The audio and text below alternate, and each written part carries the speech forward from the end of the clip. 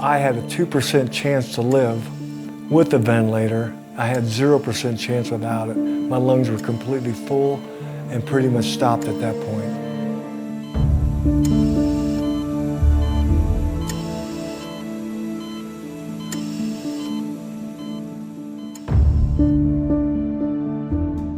Hi, my name is Jane. And I'm Larry Voorhees. And last September, we went through COVID. It was 2 months of learning more about God.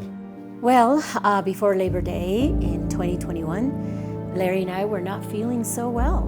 My daughter called us and something wasn't right, so she says, I'm coming over, and took my pulse, and my oxygen level was at 75, and she called an ambulance right away. So I got to the hospital, and they quickly stabilized my oxygen levels and my fluid intake, and then I quickly started recovering. But then Larry was not doing so well. Yeah, I was in denial, and so I was home by myself. I don't remember anything until the ambulance came, and I remember the gravel driveway sound until 4 weeks later when I woke up in the rehab center. 5 days into it, Larry was getting worse and worse and worse. And so they were told that if he does not go on the ventilator, he has a 0% chance to live. If we put him on the ventilator, he has a 2% chance to live. And at that point, some of my family flew in from different areas, and they were trying to be around me thinking that might be it.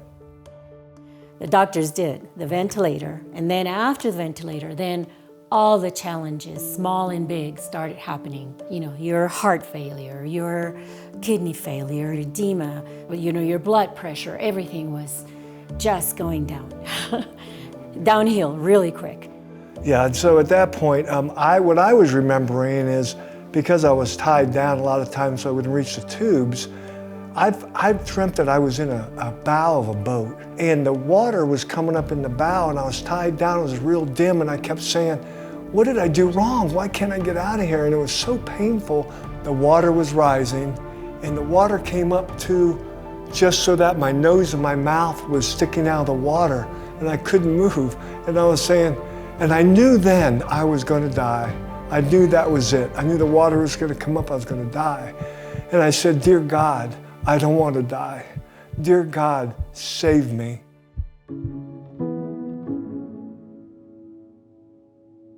The Bible says that God is love. And I felt the love of all these people and family and friends praying. And all at once, they all raised their hands up to God. And when they did that, they raised me out of the water. And I came out of the water. And at that point was where I felt that everything started coming back in.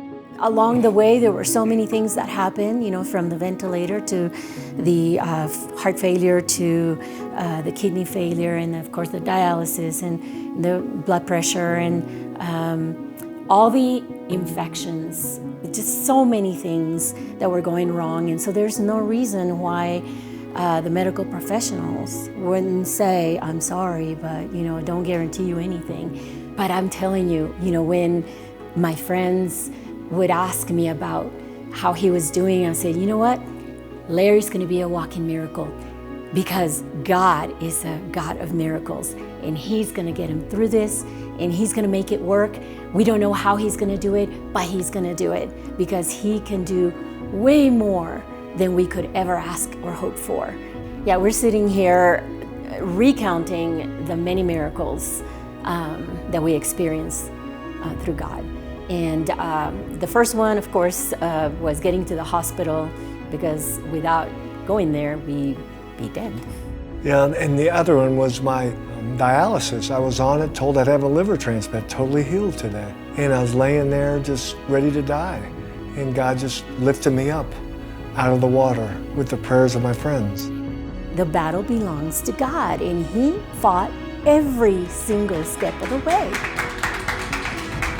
One of our last miracles is the miracle of being able to tell our story, praying that it will encourage those who hear it and know that we serve a God of just love and hope, and he fights our battles.